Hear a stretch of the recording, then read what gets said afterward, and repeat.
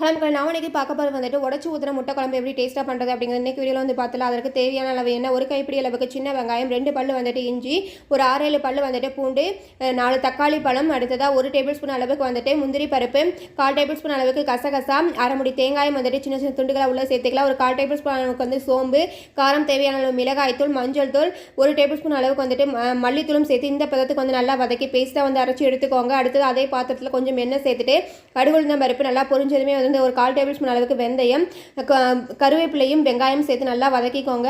இப்போ வந்துட்டு ஒரு 10 பல் பூண்டு 4-5 மிளகாய் வந்து உடைக்காமல் அப்படியே சேர்த்துக்கோங்க. பச்சை மிளகாய் இதெல்லாம் வதங்கினதுக்கு அப்புறமா அரைச்சி வச்சிருக்க பேஸ்டையும் உள்ள சேர்த்து தேவையான அளவு தண்ணி சேர்த்துட்டு உப்பு சேர்த்து மிக்ஸ் பண்ணி விட்டு மூடி போட்டு வந்து மூடி வச்சுருங்க. ஒரு 10 நிமிஷம் நல்லா கொதிச்சு வந்துடும். ஸ்மெல்லாம் போனதுக்கு அப்புறமா வந்துட்டு நீங்கள் முட்டை வந்து உடச்சி ஊற்றுங்க.